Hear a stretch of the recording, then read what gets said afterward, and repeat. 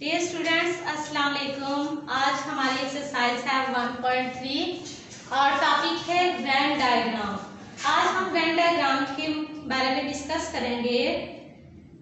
Any simple closed figure used to represent set is called Venn diagram.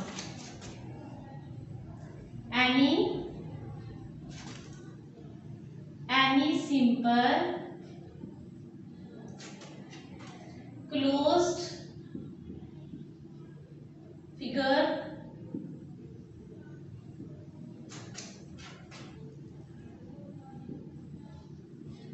used to represent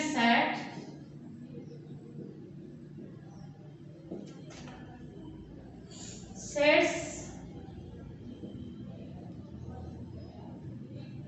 are called Venn diagram.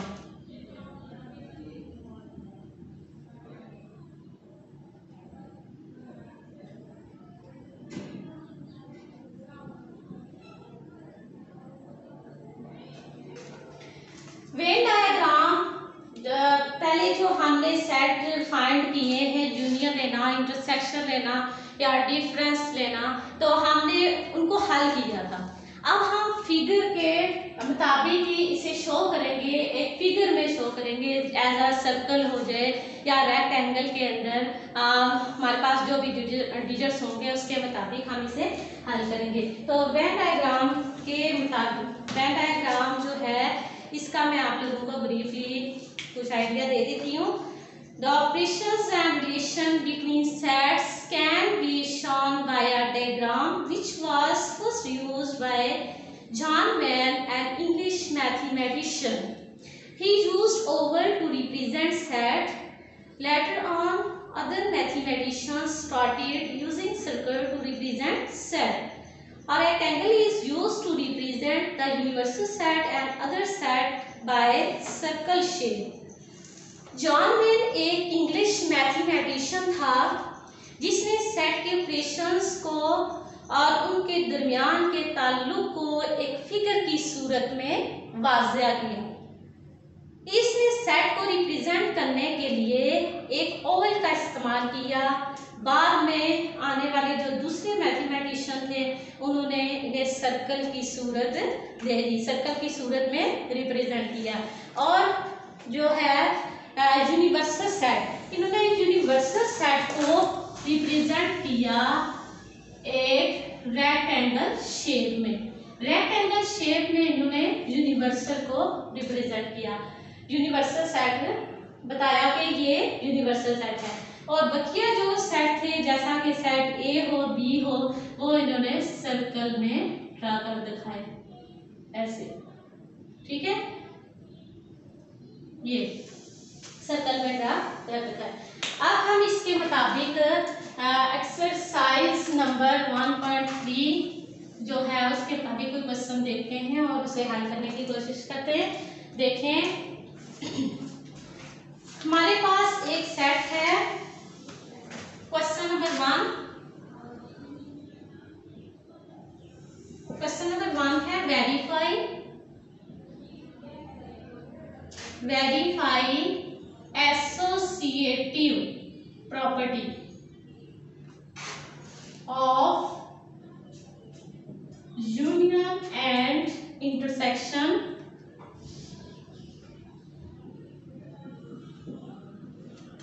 of three overlapping sets.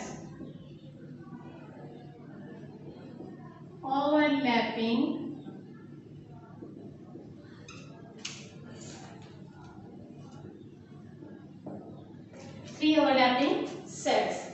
अब एक set है हमारे पास ए और जिसमें elements हैं 1 2 3 4 5 6 और जो बी सेट है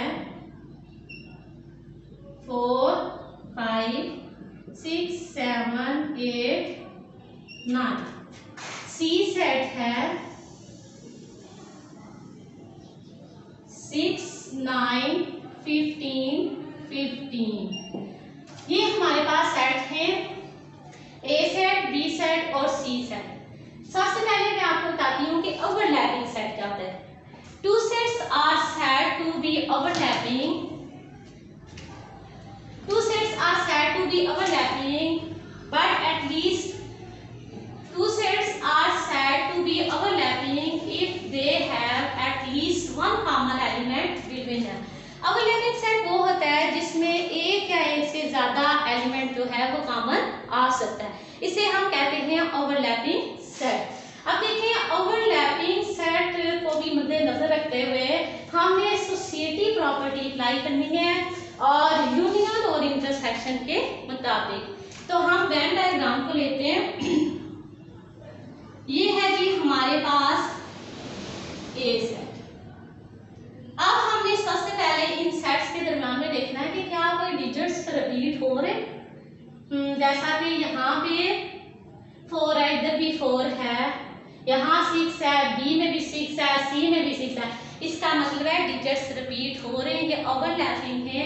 और ओवरलैपिंग सेट को हम क्या करेंगे, जो दूसरा सेट होगा ना बी वाला, उसको हम ए सेट के अंदर से थोड़ा सा गुजारेंगे और जो सी सेट होगा वो इन दोनों के दरमियान से इस तरह गुजारेंगे। ये हमारे पास आ गया सेट ए बी सी।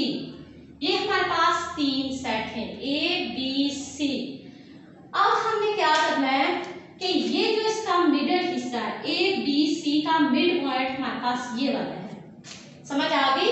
ये मिड पॉइंट है और इस मिड पॉइंट का मतलब ये है कि हमारे पास जो 3 सेट हैं उन तीनों सेट में हमने देखना है कि तीनों में जो डिजिट्स कॉमन होंगे वो हम इस मिड पॉइंट में लिखेंगे। अब तीनों सेट में कॉमन सिर्फ हमारे पास है 6, वो 6 हम यहाँ लिख देंगे। समझ आ गई? नेक्स्ट आप देखें कि अब पहले तो हमने देखा तीनों में कॉमन क्या है। जब तीनों में कॉमन हमने देखा तो वो 6 था और उसे हमने यहाँ मिड पॉइंट में लिख दिया, मिड में लिख दिया। अब हमने क्या करना है कि 2 का देखना है कि ए और बी का कॉमन, ए और बी के कॉमन जो होंगे वो हम यहाँ दरम्यान में लिखेंगे। ये देखें दरम्यान में जगह है, और बी और सी के ये इनका मिड पॉइंट ये है और सी और ए का मिड पॉइंट ये वाला है, हम यहाँ पे लिखेंगे। फर्स्ट ऑफ ऑल हम देखते हैं ए और बी में कॉमन डिजिट्स कौन से हैं, ए और बी में। और दूसरी बात आपने ये भी याद रखनी है कि जिस डिजिट को हमने एक दफा लिख दिया ना उसे दोबारा रिपीट नहीं करना। अगर हमने दोबारा रिपीट किया तो क्वेश्चन हमारा गलत हो जाएगा। क्या जैसे हम लोग यूनियन में करते थे ना कि यूनियन में हमने क्या करना है, एक ही दफा लिखना है, बार बार डिजिट को रिपीट नहीं करना, इसी तरह इसका भी यूं ही हमने करना है। जो डिजिट हमने एक दफा लिख दिया उसको बार बार रिपीट नहीं करेंगे। सबसे पहले हमें कॉमन डिजिट्स देखने हैं। ए बी में कॉमन यहाँ है 1 2 3, आगे देखिए 1 2 3 बी सेट में है, नहीं यहाँ हम नहीं लिखेंगे। आगे है 4 5 6, 4 5 6 हम लिखेंगे 4 5 और 6 पहले ही हम लिख चुके हैं, ये तो हो गया खत्म। नेक्स्ट है बी सी। अब बी सी सेट में हमने देखना है कि इन दोनों में कॉमन क्या है, आ रहा है 6 और 9। अब 6 तो पहले लिख चुके हुए हैं, हम सिर्फ लिख लेंगे 9। अब देखना है ए और सी में। ए और सी में देखें तो कोई भी कॉमन एलिमेंट नहीं है, क्योंकि ये 1 से लेकर 6 साथ में और वो है 6 9 15 15। 6 कॉमन था तो वो हम पहले लिख चुके हैं। यहाँ तक क्लियर हो गया? इसमें क्या करना था, सबसे पहले हमने तीनों सेट में देखा कि कॉमन जो डिजिट था वो लिखा, फिर हमने 2 सेट के दरमियान में देखा जो कॉमन थे वो हमने यहाँ मिड में लिख दिए। अब नेक्स्ट आपने क्या करना है कि जिस जिस सेट के जो एलिमेंट्स बच गए हैं वो आपने उसी सेट के अंदर लिख देने। जब हम उसी सेट के अंदर लिखेंगे, जैसा कि ए सेट के डिजिट हमारे पास बचे हैं 1 2 3, आगे 4 5 6 हो चुका है। अब बी सेट में है 7 8, सी सेट में है 9 तो हो चुका है, 15 15 2 दफा है तो हम इसे यहाँ पे 2 दफे लिख देते हैं। अच्छा अब आप देखें 15, वहां पे 15 था तो हमने 15 लिख दिया एक दफा। अच्छा अब आप देखें, मैंने सबसे पहले क्या कहा था, तीनों सेट में देखना लेना है, जो कॉमन होगा वो हमने यहाँ मिड पॉइंट में लेना है। फिर हमने 2 का देखा कॉमन, फिर हमने क्या किया कि 2 का करने के बाद बाकी जो हमारे पास डिजिट बचे हैं वो हमने जिस जिस सेट के थे उसी के अंदर ही लिख दिए। समझ आ गई। नेक्स्ट आपने अब आ गया जी वेन डायग्राम के मुताबिक हम इसे शेड करेंगे और शेड करने से हमें पता चलेगा कि ये यूनियन हमने लिया है या इंटरसेक्शन लिया है। और इससे पहले मैं आप लोगों को बता दूं associative property, associative property with respect to union क्या होती है, वो है A union B union C is equal to A union B union C. ठीक है, ये हमारे पास एसोसिएटिव प्रॉपर्टी है और इसके मुताबिक अब यूनियन है, देखें इन सब में यूनियन है, एसोसिएटिव प्रॉपर्टी है। ये इसी तरह हमारे पास 3 सेट है, प्रॉपर्टी में भी 3 ही एंट्रीज हैं, ए बी सी सेट है हमारे पास। तो अब यूनियन है तो जैसा कि हम जब सेट सॉल्व करते हैं तो तब हम यूनियन में जितने डिजिट्स होते हैं सारे सेट के वो सारे लिख देते हैं। इसी तरह यहाँ पे जब फिगर की बात आ गई है तो यूनियन है तो हम तीनों सेट को शेड कर देंगे। समझ आ गई,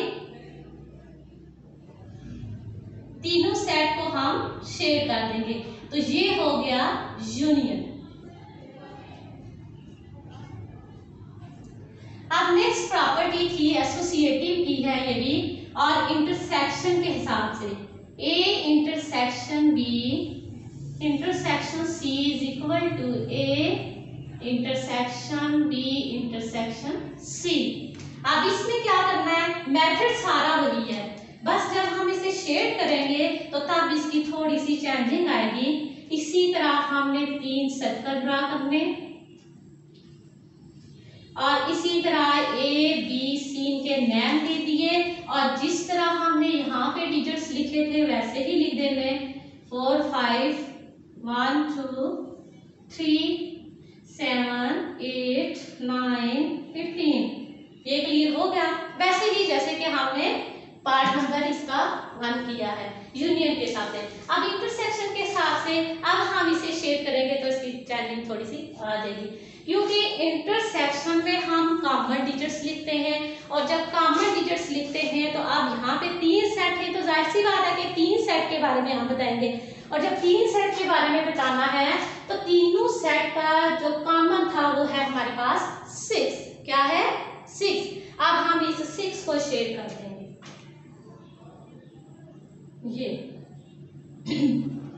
ये हो गया intersection, associative property with respect to intersection, और ये थी associative property with respect to union. समझ आ गई। नेक्स्ट है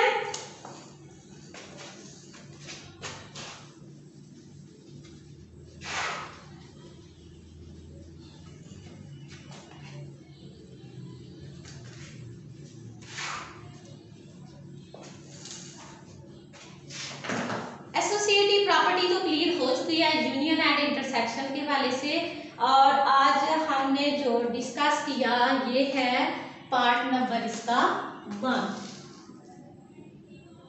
कल हम पार्ट नंबर 2 डिस्कस कर लेंगे। ओके, समझ आ गई? अगर ना समझ आई हो तो जरूर कमेंट कीजिएगा। अल्लाह हाफिज। आज के लिए अल्लाह हाफिज।